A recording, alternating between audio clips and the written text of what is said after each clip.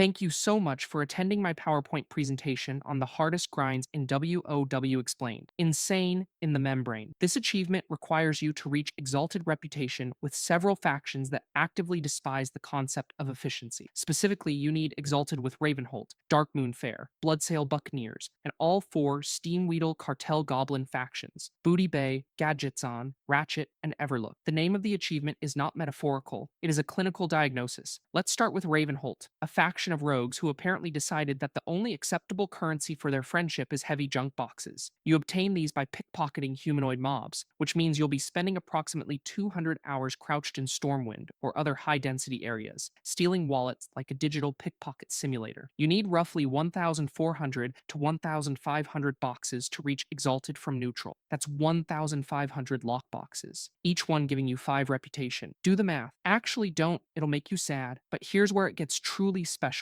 Bloodsail Buccaneers' reputation is gained by killing Booty Bay guards, which tanks your reputation with all Steamweedle cartel factions into hated territory. This means you must first destroy your standing with 4 goblin factions, grind Bloodsail Buccaneers to Exalted by murdering hundreds of guards, and then rebuild all 4 goblin reputations from approximately minus 42,000 back to Exalted. You are willingly creating a problem so you can solve it. Extraordinary work. The most efficient method involves farming specific cloth turn-ins and killing pirates for thousands of Bloodsail kills, then grinding the reputation back up through repeatable quests that were designed for casual players in Divya Tukstoshi Sestais. The entire process takes between 200 and 400 hours depending on how optimized your route is and whether you've retained any will to live. The achievement was removed in Cataclysm because Blizzard realized it was psychological torture, then brought back with a legacy version that removed the Shendralar requirement. This didn't make it easier, it made it slightly less impossible, which players interpreted as an invitation. Congratulations on earning a title that literally warns other players you have poor time management skills. Truly inspiring. Next up is Ashes of Alar. This mount drops from Kael'thas Sunstrider in Tempest Keep, a level 70 raid from the Burning Crusade expansion that launched in 2007. The drop rate is approximately 1.8%, which sounds reasonable until you understand that this translates to roughly 1 drop per 100 kills under ideal probability conditions. In reality, most players report needing 200 to 300 attempts. Some have documented over 500 kills without ever seeing it drop. The raid has a weekly lockout, which means you get exactly 1 attempt per week per character. Let that marinate for a second. If you started farming this mount when it became soloable in Cataclysm, let's say 2011, and you've run it every single week since then, you have completed approximately 730 attempts as of 2025. Congratulations on your part-time job that pays nothing and offers 0 benefits. Some players maintain spreadsheets tracking their kills, documenting each failed attempt like they're conducting a longitudinal study on disappointment. The scientific method has never been applied to something so profoundly pointless. The mount itself is a phoenix. It's on fire. It flies. So do approximately 400 other mounts in the game, many of which you can obtain by simply purchasing them from a vendor or completing a single quest chain. But this one is rare, which means it has prestige. The mount collecting community considers it one of the big 4 rare mounts alongside Invincible, Mimiron's Head, and the Lifebinder's Handmaiden. Owning it signals to other players that you have commitment, dedication, and a calendar reminder set for Tuesday morning that has been active for over a decade. Here's the thing about probability. A 1.8% drop rate doesn't guarantee you'll see it within 100 kills. It doesn't guarantee you'll see it within 500 kills. Each week is an independent event with the same odds, which means you could theoretically never see it drop in your entire lifetime of playing World of Warcraft. The definition of insanity is doing the same thing every week and expecting different results, which makes this mount farm a clinical diagnosis. The raid itself takes approximately 15 minutes to clear now that you can solo it at max level, 15 minutes per week, 52 weeks per year. That's 13 hours of gameplay annually dedicated to killing Kael'thas Sunstrider, a boss who died in the lore 18 years ago, for a mount that looks almost identical to several other Phoenix mounts Blizzard has released since then. But sure, this week will be different. Moving on to competitive Gladiator. Achieving Gladiator rank in World of Warcraft requires you to finish in the top 0.5% of arena players in a given PvP season. That's not top 5%, not top 1%,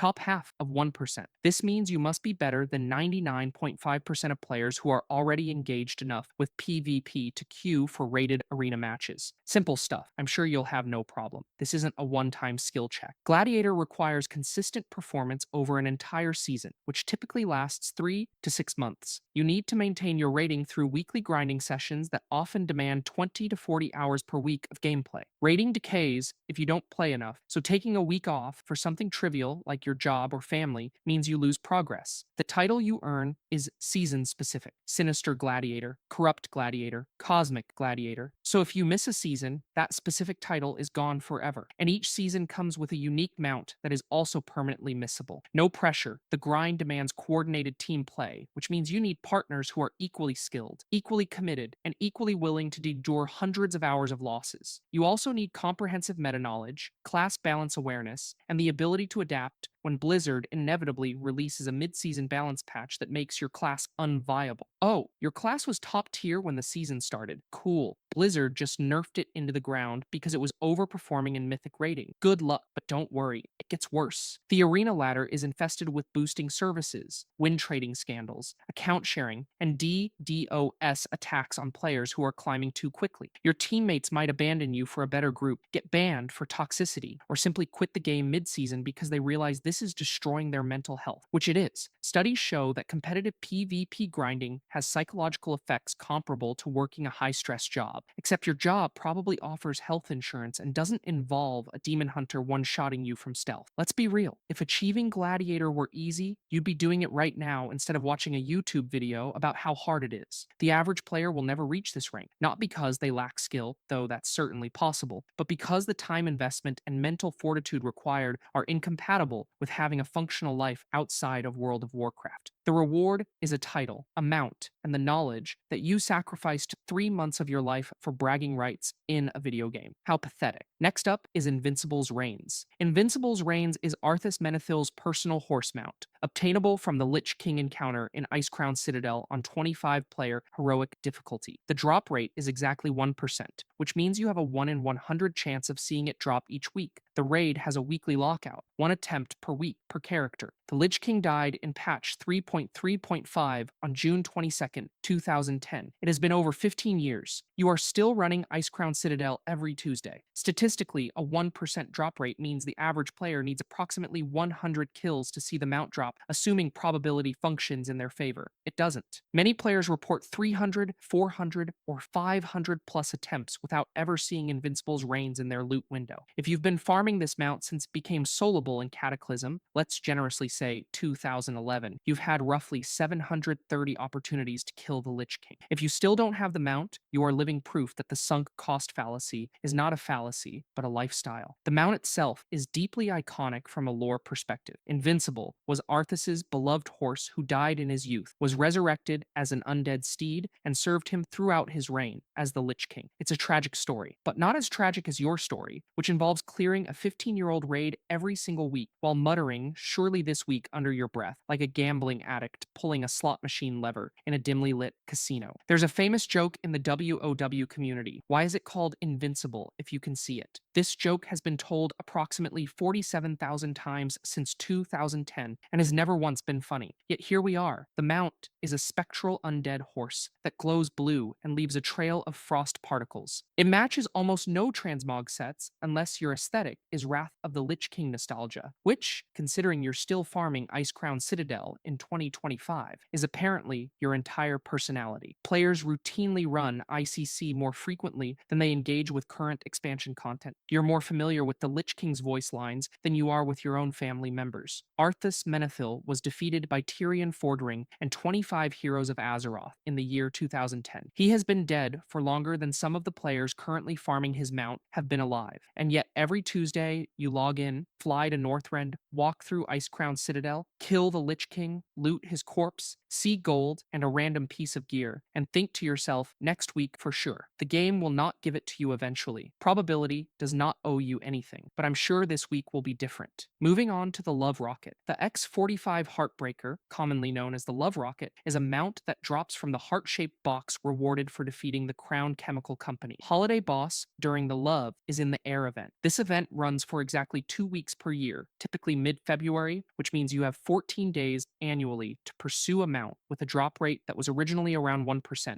and was later reduced to approximately 0.03%. That's 1 in 3,333 attempts. The event has a daily lockout, so you get a maximum of 14 chances per year per character. Let's do some math that will ruin your day. If you've been farming this event since it launched in 2008, you've had roughly 17 opportunities to participate, which equals 238 total attempts onto a single character. At a 0.03% drop rate, you would need approximately 3,333 attempts to statistically guarantee seeing the mount drop once. At 14 attempts per year, that's 238 years of farming. You will be dead. Your children will be dead. Your children's children will be dead. But sure, maybe this Valentine's Day will be different. The solution, obviously, is to farm the event on multiple max level characters to increase your attempts per day. This is why players maintain rosters of 10, 15, or 20 characters at max level specifically for holiday mount farming. You are leveling characters, a process that takes dozens of hours, for the privilege of running a holiday dungeon 14 times per year on each character. Commitment issues? Not you. You've been faithful to a virtual Valentine's Day boss for over a decade. Romance is dead, but your hope for this mount should be too. The mount itself is a pink rocket shaped like a heart with trailing love particles. It is aggressively Valentine's themed. You are spending every February 1st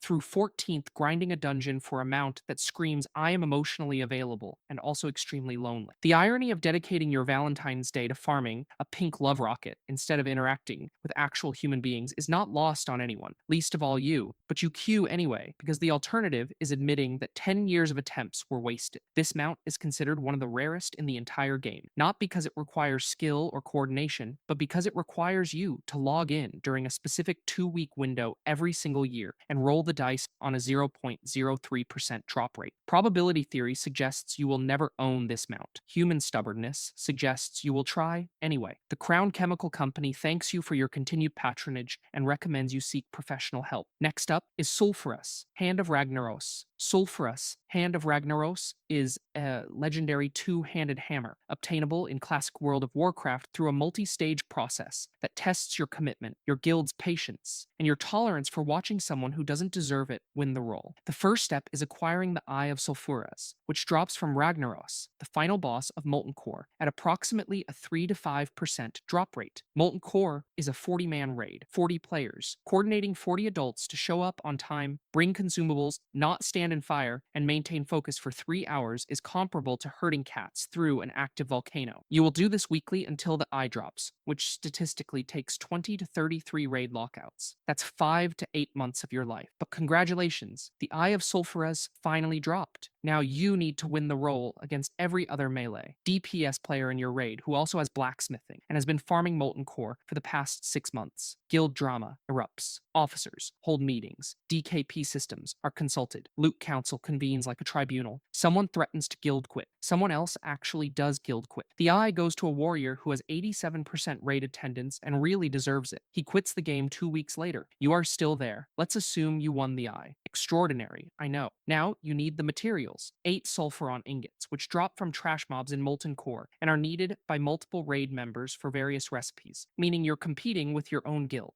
You need 50 Arcanite bars, which require Arcanite transmutes on a 48-hour cooldown and cost hundreds of gold on the auction house in an economy where earning 100 gold per week was considered wealthy. You need a Blood of the Mountain, 10 lava cores, 10 fiery cores, 25 core leather, and 50 essences of fire. The material grind alone takes weeks to months, depending on your server's economy and your willingness to farm fire elementals in the burning steps while competing with every other player on your server who also needs essences of fire. After months of raiding, political maneuvering, and material farming, you finally craft Sulphurus, Hand of Ragnaros. It is the most powerful two-handed weapon in the game. You are, for approximately 4 months, at peak performance. Then the Burning Crusade launches in January 2007, and you replace Sulphurus with a green quest reward from Hellfire Peninsula at level 62. Your legendary weapon, which required 40-man raid coordination, guild politics, hundreds of gold, and months of grinding, is now cosmetic transmog. But at least you have the achievement of owning it, which is more than the warrior who won the eye and quit 2 weeks later can say. Truly inspiring. Moving on to Shadowmourne. Shadowmourne is a legendary two-handed axe obtained through a multi-stage questline in Icecrown Citadel during the Wrath of the Lich King expansion. Unlike other grinds on this list that you can solo through sheer stubbornness and time investment, Shadowmourne requires active guild support, coordination, and the blessing of your raid leader to even begin. The questline is only available to melee DPS classes, warriors, paladins, and death knights, which means if you play anything else, you can skip this section entirely. For everyone else, welcome to months of begging your guildmates for help. The questline begins innocuously enough. Collect 50 Shadowfrost shards, which drop from bosses in Icecrown Citadel. You get approximately 5 to 8 shards per full clear, depending on your raid size and difficulty. With a weekly lockout, this takes a minimum of 6 to 7 weeks of full clears, but that's just the beginning. You also need 25 Primordial Serenite, a material that costs approximately 23,000 gold on the auction house per unit in 2010 economy, or can be purchased with Frost Emblems, which are time-gated through weekly raid lockouts and daily dungeon spam. Your options are spend 575,000 gold, or grind emblems for weeks while competing with every other player in your raid who also needs Primordial Serenite for their profession cooldowns or their own legendary quest. Guild drama intensifies. But wait, there's more. The questline includes 3 infusion stages that require specific boss mechanics to be executed perfectly with the help of other players. Unholy Infusion requires you to heal Festergut's healing adds to full health, which means your healers need to stop healing the raid and focus on your questline instead. Blood Infusion requires you to get bitten by Prince Keliseth, get a specific debuff, then pass it to other raid members in sequence without anyone dying. Frost Infusion requires you to collect Syndragosa's breath attack in a specific way during combat. All 3 mechanics require your entire raid to adjust their strategy to accommodate your legendary questline. You are now the main character, and everyone else resents you for it. The minimum completion time is 5 to 6 weeks if everything goes perfectly. Realistically, expect 8 to 12 weeks of full Icecrown Citadel clears while praying your guild doesn't fall apart. Your raid leader doesn't decide someone else deserves it more, and Blizzard doesn't nerf the content before you finish. The Kenai has Shadowmourne. Era of Guild Chat is remembered fondly by absolutely nobody except the person who got it. Once completed, you receive Shadowmourne, one of the most powerful weapons in Wrath of the Lich King, and the Tabard of the Lightbringer cosmetic reward. You are unstoppable. You are legendary. You are relevant for approximately 4 months until Cataclysm launches in December 2010, and your legendary axe is replaced by a blue quality weapon from a level 81 dungeon. The questline's complexity rivals filing your taxes, except the IRS doesn't require 24 other people to help you submit your 1040 form, but at least you have the transmog and the memories and the crippling realization that your guild carried you through months of content for a weapon that became obsolete the moment the next expansion launched. Next up is 100 Exalted Reputations. The 100 Exalted Reputations achievement requires you to reach Exalted standing with 100 different factions across World of Warcraft's 20-year history. WoW currently has over 200 factions available, which sounds like plenty of options until you realize that many of them actively conflict with each other, require hundreds of hours of grinding, or are tied to content that was relevant 15 years ago and has since been abandoned by both the developers and the player base. But sure, let's befriend 100 groups of NPCs. Simple stuff. Some factions are trivial. You can champion specific factions while running dungeons, passively gaining reputation as you complete content you'd be doing anyway. Others require you to kill the same mobs for dozens of hours. Timbermaw Hold, for example, requires you to slaughter furbolgs in Fellwood and Winterspring for approximately 20 to 30 hours to reach Exalted from neutral. Hydraxian Waterlords requires repeated Molten Core clears, killing trash mobs for reputation gains that feel like depositing pennies into a savings account. Ravenholt demands 1,400 heavy junk boxes obtained through pickpocketing, which we've already discussed in the context of Insane in the Membrane. Bloodsail Buccaneers conflicts with Steamweedle cartel factions, meaning you can't be friends with everyone. Some NPCs simply hate each other, and you're forced to choose sides or grind both sequentially. Then there are the time-gated factions. Every expansion introduces new reputations tied to daily quests, world quests, or weekly events. You cannot accelerate these grinds. You are limited by daily lockouts, meaning you'll spend weeks or months logging in every single day to complete the same 5 quests for 1,500 reputation per day until you finally reach Exalted. Suramar in Legion, Nazjatar in Battle for Azeroth, the Covenant factions in Shadowlands. Each expansion adds more, and each one demands your time and attention like a needy houseplant that requires daily watering or it dies. Many factions are completely obsolete. The Shendralar, a faction tied to Dire Maul in Vanilla WoW, was removed from the game in Cataclysm. If you didn't grind it before 2010, it's gone. The Zondalar tribe requires running Zul'Gurub, a level 60 raid that was removed and later reintroduced in a different form. You're grinding content that hasn't been current since 2006 because you need the reputation for an achievement that rewards absolutely nothing except the satisfaction of having done it. And let's not forget Paragon reputations, introduced in Legion, which allow you to continue earning reputation beyond Exalted for cosmetic rewards. Each Paragon level requires 10,000 additional reputation, meaning you can grind the same faction indefinitely for mounts, pets, and toys. It's like Pokemon, except less rewarding and with significantly worse creatures. The estimated time to complete 100 Exalted reputations ranges from 500 to over 1,000 hours, depending on your prior progress, efficiency, and willingness to engage with content from every expansion in WoW's history. You will run dungeons from 2004. You will complete daily quests from 2016. You will kill mobs in zones that haven't been updated since Wrath of the Lich King. You've made 100 virtual factions love you, but you still can't text your crush back. Priorities. In conclusion, World of Warcraft's grind content is designed to test your patience, sanity, and relationship with free time, and you should absolutely play it. If you enjoyed this, check out World of Warcraft's Most Evil Villains. Peace on planet Earth.